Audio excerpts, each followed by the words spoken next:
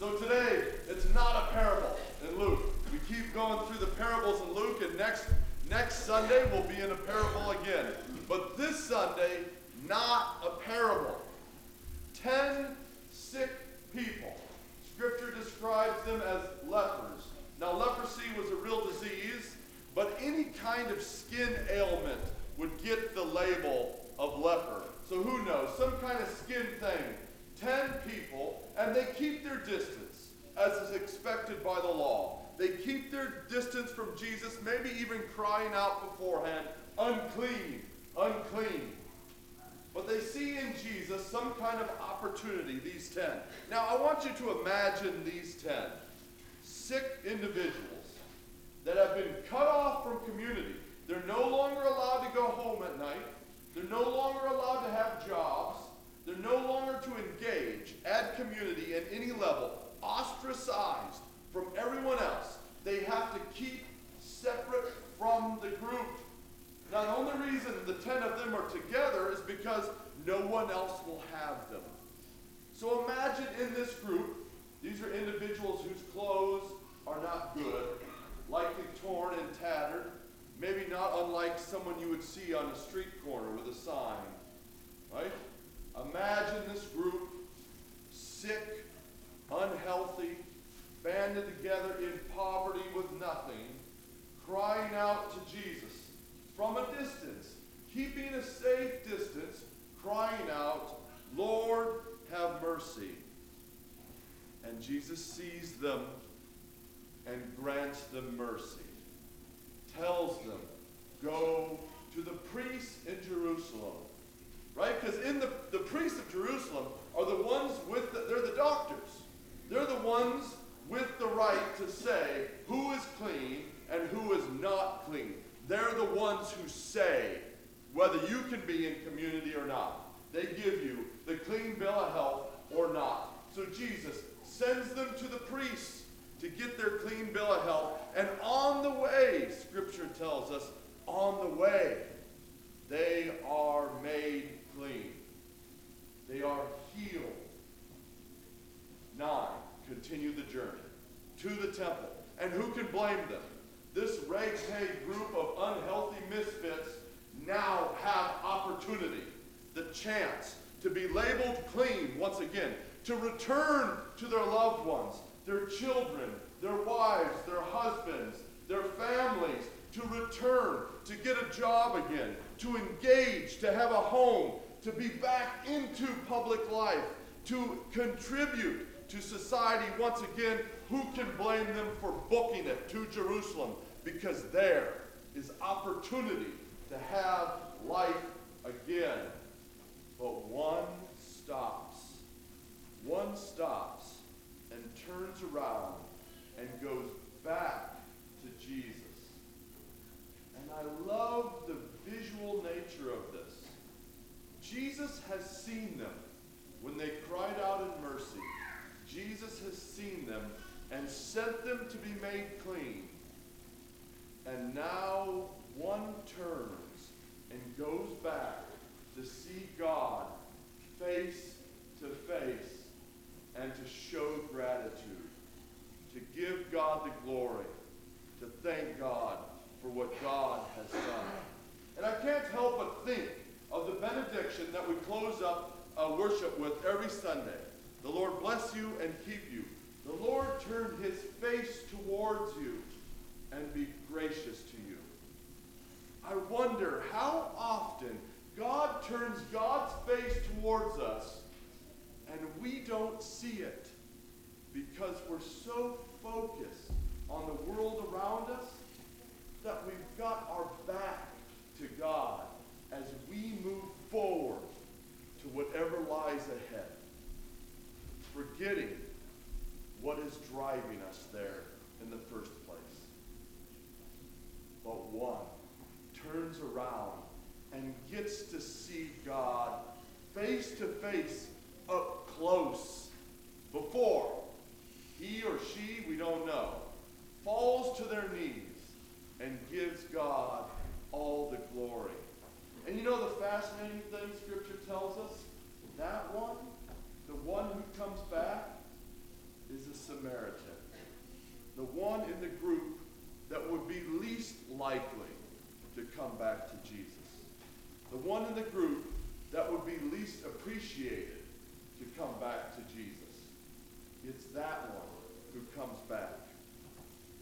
And Scripture says, Jesus says, get up, your faith has made you well. Now they were all healed, but the one who comes back is made well. Enters into a deeper relationship with God. That by turning around and going back to God to give God the glory, they engage in a deeper relationship with Jesus. They have an opportunity to build upon those first steps.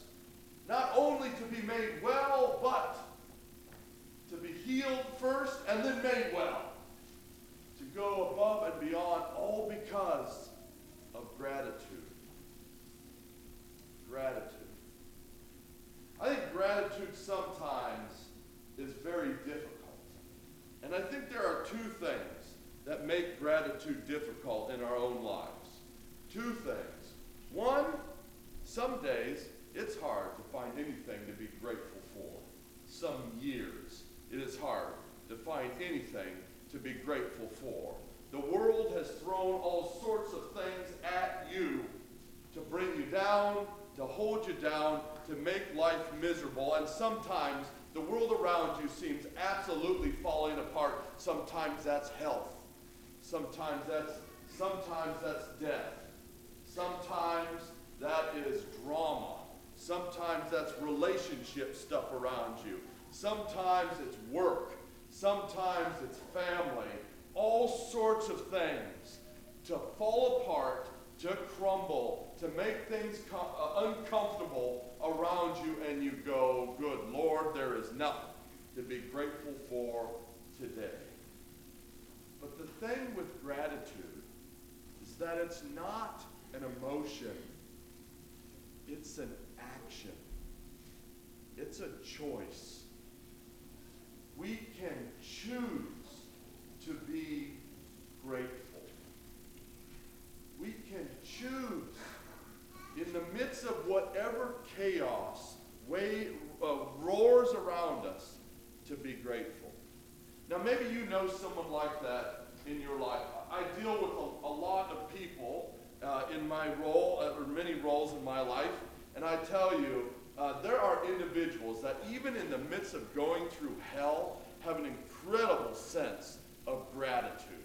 And I tell you, being around them, even when they have no reason to be grateful for anything, being around them is life-giving because they know where their hope comes from. And it flows from them, even in the midst of suffering and pain and all the things that the world might throw at them. They have such an incredible sense of gratitude, and they're life-giving to be around. Don't we all want to be life-giving to be around? In which case, gratitude is an external discipline that each and every one of us can work on. It's a matter of perspective. Because no matter how bad life gets, there are things in your life to be grateful for. And if nothing else, remember the one who sent you in the first place, who stands behind and engages, turns his face to you, and wishes you well. So sometimes in life, the weight of this world would keep us from being grateful. But you know, I think most often, the second thing that keeps us from being grateful is that we have so much to be grateful for, heaped upon heaps of gratefulness, that we forget to stop and give God the glory. We forget. We're so driven to get to that place, right? Just like the 9, so driven to get to that place where we can finally have hope restored, where we can finally re-engage, where we can finally make a difference, where we can finally contribute, where we can finally get what we were hoping for or give what we wanted to give. We're so focused on the task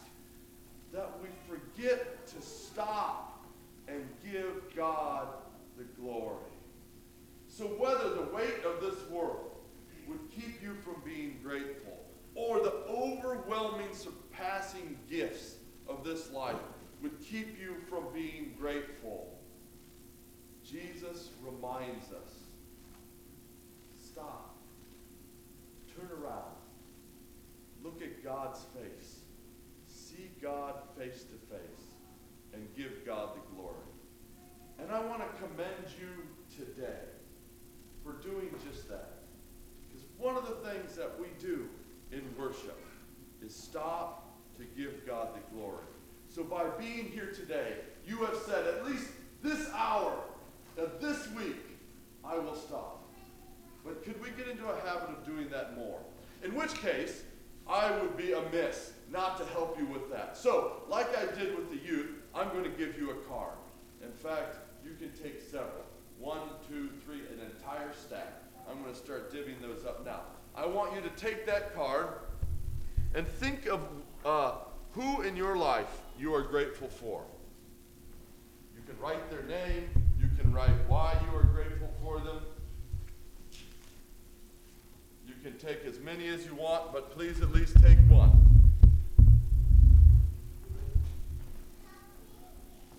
Who are you grateful for? So stop. We're going to stop today.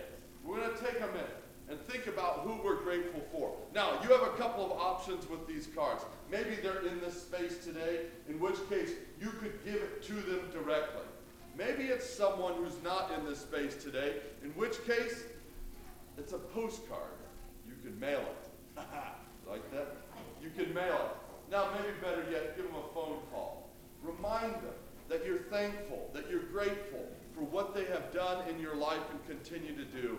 Let us take a moment and stop and do that. Let us build upon that discipline of gratitude and engage the community around us. Now, you can go ahead and get started.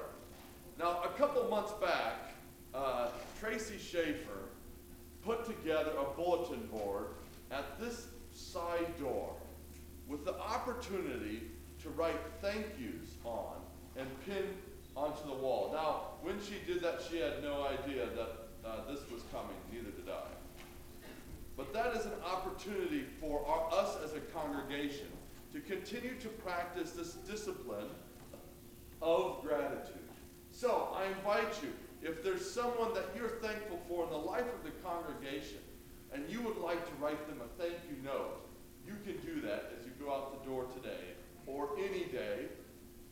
You can write it on that bulletin board, and there's an opportunity to do that and stick that on that bulletin board. But I'm going to give you a couple of minutes here to write on your card who you're thankful for, who you're grateful for. Maybe you want to put why. Maybe you want to send it to them. Maybe you want to give it to them later. You have a couple of minutes.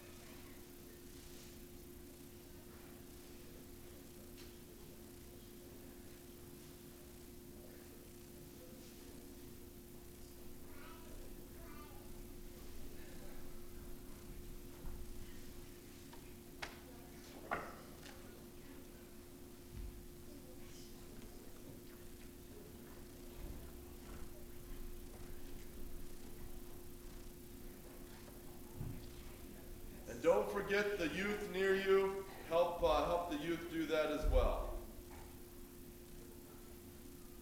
And if you're really stumped, maybe ask somebody around you what they wrote.